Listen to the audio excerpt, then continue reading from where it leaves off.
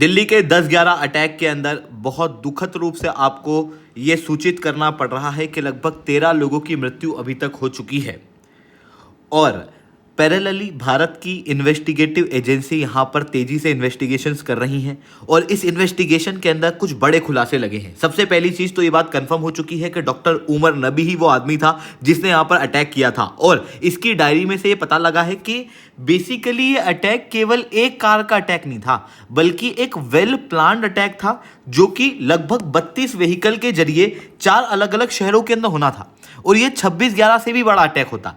हालांकि जो फरीदाबाद के अंदर हम लोगों ने बस्ट किया मोस्ट प्रोबेबली इसकी वजह से ये अटैक जो है वो थोड़ा सा कम में निपट गया, बट अभी भी खतरा टला नहीं है। 6 दिसंबर एक बड़ी तारीख यहाँ पर देखने को मिल रही है क्योंकि जो डायरी में से सबूत बरामद हुए हैं उससे पता लग रहा है कि 6 दिसंबर को भी एक अटैक प्लान हो सकता है और 6 दिसंबर ये वही तारीख है जिस दिन बाबरी मस्जिद का डिमोलिशन हुआ था। एक तरफ तो ये डेवलपमेंट हुआ है तो दूसरी तरफ भारत की इन्वेस्टिगेटिव एजेंसी ने एक और बड़ी इंफॉर्मेशन प्राप्त की है जिस इंफॉर्मेशन के अंदर ये पता लगा है कि जैश ए मोहम्मद ने मोस्ट प्रोबेबली इस अटैक को प्लान किया है और इवन फंड भी किया है। उसके सोर्सेज भी पता लगे हैं। इवन जो अभी मुंबई ने एटीएस ने गुंटूर के अंदर सीज किया उसके अंदर जो जैश ए मोहम्मद के ऑपरेटिव्स के पास में जो टेलीग्राम मैसेज वगैरह पता लगे उनसे भी ये साफ जाहिर होता है कि ये अटैक जैश ए मोहम्मद के द्वारा ही कराया गया है। बट जैश ए मोहम्मद अभी तक ये बात क्लियरली नहीं मान रहा क्योंकि ऑब्वियसली ऑपरेशन सिंदूर के अंदर जो भारत ने मुंह तोड़ जवाब दिया था पाकिस्तान के आतंकवादियों को और पाकिस्तान को ऐसी कंडीशन में वो आतंकवादी भी वहां पर डरे हुए हैं।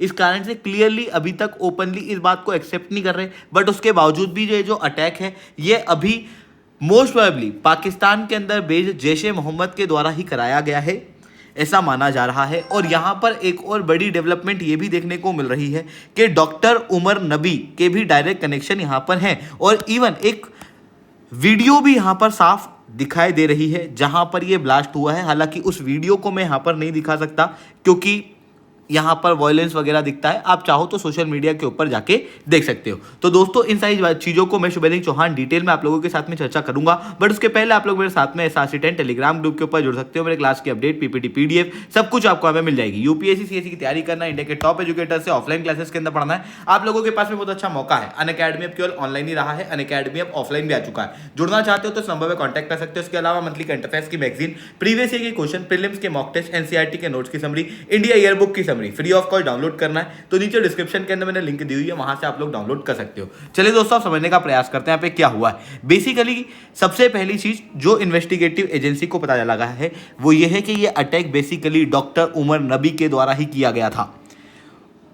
ये पता कैसे लगा? तो बेसिकली जो साइट है वहां पर स्टीयरिंग और एक्सीलरेटर के बीच में एक पाँव मिला था, जिस पाँव का डीएनए टेस्ट किया गया उमर नबी की मम्मी से और पता लगा कि यह पाँव उमर नबी का ही है। ऐसी कंडीशन में उमर नबी ने ही ये सुसाइड अटैक किया था और ये मर चुका है अभी के समय पे। I-10 से ही ये अटैक जो है वो किया गया था, ये बात यहाँ पर कंफर्म होती हुई दिखाई दे रही है। हालांकि पैरेलली एक और डेवलपमेंट हुआ, एक लाल कलर की इको स्पोर्ट कार जो है वो मिली है। बेसिकली ये eco sport car Ford company की, इस कारण से कई जगहों पे red Ford eco sport car दिखाई दे रहा है, पर उसे ऐसे कंफ्यूज मत करना कि ये रेड फोर्ड पे मिली है। बेसिकली ये फरीदाबाद के अंदर ही मिली है और उस कार का प्रयोग उमर ने प्रयोग किया था बार बार दिल्ली आने के अंदर अलग अलग साइट्स को देखने में और पता करने में कि किस जगह पे अटैक जो है वो प्लान किया जा सकता है। इवन ये जो अटैक है ये हवा में नहीं हुआ बल्कि ये अटैक वेल प्लान्ड अटैक था। इन्वेस्टिगेटिव एजेंसी ने बताया है कि इस अटैक के अंदर डॉक्टर उमर के साथ में डॉक्टर मुजम्मिल, डॉक्टर अदिल और डॉक्टर शाहीन जो कि एक महिला है, जो ये सब लोग शामिल थे और यहाँ पर लगभग 32 व्हीकल का अंदाजा लगाया जा रहा है जिसके अंदर इन्होंने एक्सप्लोजिव लगाए थे और इनका ओवरऑल प्लान था लगभग 4 शहरों को उड़ाना और 26/11 से भी एक बड़ा अटैक यहाँ पर प्लान किया गया था, जिसके लिए जो टोटल नंबर ऑफ मेंबर्स इनके पास में थे अभी के लिए लगभग 25 लोगों को गिरफ्त में लिया गया है और भी ज़्यादा नंबर में लोग हो सकते हैं। अभी केवल ये अंदाजा है कि लगभग 25 लोग जो है वो यहाँ पर होंगे। इनको 2 टीमों के अंदर बांटा गया था और ये जो दो टीम है ये लगभग 4 शहरों के अंदर अटैक करने के लिए प्लान कर रही थी। मोस्ट प्रोबेबली ये दिल्ली, मुंबई, लखनऊ और हैदराबाद के अंदर अटैक करने वाले थे, बट अभी तक ये बात क्लियर नहीं है कि एग्जैक्ट कौन से शहर थे। बट हाँ, ये बात क्लियर है कि लगभग 4 शहरों के अंदर अटैक करने का इनका प्लान था। इवन एक डायरी प्राप्त हुई है जो कि उमर के घर से ही मिली है और मुजम्मिल के घर से ही मिली है, जिसके अंदर एक नंबर लिखा है रूम 4 और एक और नंबर लिखा है रूम 13, जो डिकोड करने पे समझ में आता है कि मोस्ट प्रोबेबली ये बात कर रहे हैं 8 से 12 नंबर के बीच में अटैक करने के लिए। इतना ही नहीं, यहाँ पर एक और बड़ी चीज़ देखने को मिली जो कि लगभग 25 लोगों के नाम यहाँ पर इस डायरी के अंदर लिखे गए थे जो कि जम्मू कश्मीर और फरीदाबाद से थे। ऐसी कंडीशन में दो चीज़ और क्लियर होती हुई दिखाई दे रही है कि इस पूरे अटैक के अंदर जम्मू कश्मीर और फरीदाबाद दोनों आपस में जुड़े हुए थे और इस तरीके से अटैक जो है वो यहाँ पर प्लान किया जा रहा था। और इवन इस अटैक के लिए एक नया ऐप, सिग्नल ऐप ग्रुप भी यहाँ पर बनाया गया था। इसके साथ में एक फ्यूचर की भी बात हम लोगों को पता चली है। इस डायरी के अंदर हम लोगों को पता लगा है कि लगभग 6 दिसंबर तारीख यहाँ पर लिखी गई है। तो मोस्ट प्रोबेबली 6 दिसंबर के दिन दिल्ली में लगभग 6 ब्लास्ट का प्लान यहाँ पर था, ऐसा मीडिया एजेंसीज बता रही हैं।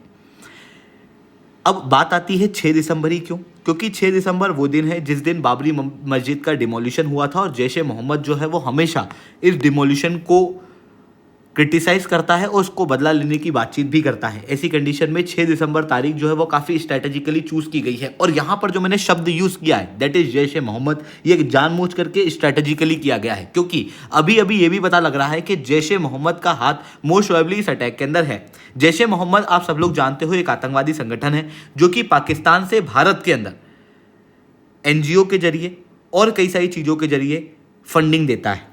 इसी जैश ए मोहम्मद की लिंक डॉक्टर शहीन सैयद के साथ में देखने को मिली है। डॉक्टर शहीन जो है ये एक मिनी रिक्रूटमेंट सेंटर चलाती थी सहारनपुर और हापुड़ के अंदर उत्तर प्रदेश में, जहां पर मुस्लिम गरीब लड़कियों को एजुकेशन और हेल्थ केयर के मामले में और इनके हवाले से रेडिकलाइज किया जाता था। यानी कि एक प्रॉपर रेडिकलाइजेशन कैंप था जिसके जरिए ये लोग वुमेन लीडर्स को अब ट्रैक करना चाह रहे थे और उनको रिक्रूट करना चाह रहे थे क्योंकि वुमेन पे और डॉक्टर पे शक कम होता है। इस कारण से यहाँ पर इस तरीके की चीज़ें जो है वो की जा रही थी, जिससे साफ जाहिर होता है कि जैश ए मोहम्मद का हाथ यहाँ पर इस अटैक के अंदर है क्योंकि डॉक्टर शहीन वही है जिसका डायरेक्ट लिंक अभी दिल्ली ब्लास्ट अटैक के अंदर देखने को मिल रहा है। पैरेलली एक और डेवलपमेंट हुआ, मुंबई की ATS ने गुंटूर के अंदर एक हाइड आउट के ऊपर रेड मारी जिसके अंदर से कई सारी टेलीग्राम चैट्स वगैरह मिली। पता लगा कि ये जो टेरर हाइड आउट है ये जैश ए मोहम्मद का ही था और यहाँ पर इनके द्वारा नेशनल लेवल पे कई सारे ऑपरेशन चलाए जा रहे थे, उनकी जानकारी तो मिली है। साथ में ये भी प्राप्त हुआ है कि जैश ए मोहम्मद का डायरेक्ट लिंक दिल्ली के टेरर अटैक के अंदर भी था। ऐसी कंडीशन में ये बात क्लियर होती हुई अब दिखाई दे रही है कि बेसिकली पाकिस्तान ने ही ये अटैक कराया था। बाद में पाकिस्तान खुद डर गया, इस कारण से इसने अपने ही इस्लामाबाद नाम के देश के शहर के अंदर खुद ही अटैक करा दिया ताकि ये कह सके ग्लोबल लेवल पे कि देखो हमारे यहाँ पर भी तो अटैक हुआ है। अब पाकिस्तान डरा हुआ क्यों है? देखो, ऑपरेशन सिंदूर के बाद हम लोगों ने क्लियरली कहा था कि अगर कोई सा भी आतंकवादी अटैक भारत के ऊपर होता है तो उसे आतंकवादी अटैक नहीं माना जाएगा, उसे एक्ट ऑफ वॉर माना जाएगा और माना जाएगा कि ये पाकिस्तान ने किया है। ऐसी कंडीशन में पाकिस्तान जो है वो डरा हुआ है भारत के रिटेलिएशन से और इवन जितने भी आतंकवादी संगठन है ये खुद भी डरे हुए हैं। इस कारण से ये लोग ओपनली क्लेम नहीं कर रहे कि किसने एग्जैक्टली ये अटैक परफॉर्म किया है, क्योंकि अभी तक जब भी अटैक होता था उसके बाद आतंकवादी संगठन काफी जल्दी इन चीजों को क्लेम करती थी, क्योंकि बड़े अटैक करने के बाद में बड़े क्लेम अगर हो जाते हैं तो आतंकवादी संगठन जो है वो ज्यादा फेमस हो जाता है, तो इनके बीच में ऐसा कंपटीशन चलता रहता है। बट यहां पर इस बार इन्होंने कोई भी क्लेम यहां पर नहीं किया है। आई होप ये सारी बातें आपको समझ में आई होंगी। लेक्चर अच्छा लगा हो तो लाइक करना, लेक्चर बहुत अच्छा लगा हो नीचे ऐसा 10 कमेंट करना। UPSC CSE की तैयारी करना है, इंडिया के टॉप एजुकेटर से ऑफलाइन क्लासेस के अंदर पढ़ना है, आप लोगों के पास में अच्छा मौका है। अनअकैडमी अब केवल ऑनलाइन ही रहा है, अनअकैडमी ऑफलाइन भी आ चुका है। जुड़ना चाहते हो तो इस नंबर पर कॉन्टैक्ट कर सकते हो। इसके अलावा मंथली करंट अफेयर्स की मैगजीन, प्रीवियस ईयर के क्वेश्चन, प्रीलिम्स के मॉक टेस्ट, NCERT के नोट्स की समरी, इंडिया ईयरबुक की summary free of cost download करना है। नीचे डिस्क्रिप्शन के अंदर मैंने लिंक दी हुई है, वहां से आप लोग डाउनलोड कर सकते हो। ठीक है दोस्तों, आज के लिए इतना ही। That's all from my side. जय हिंद, जय भारत।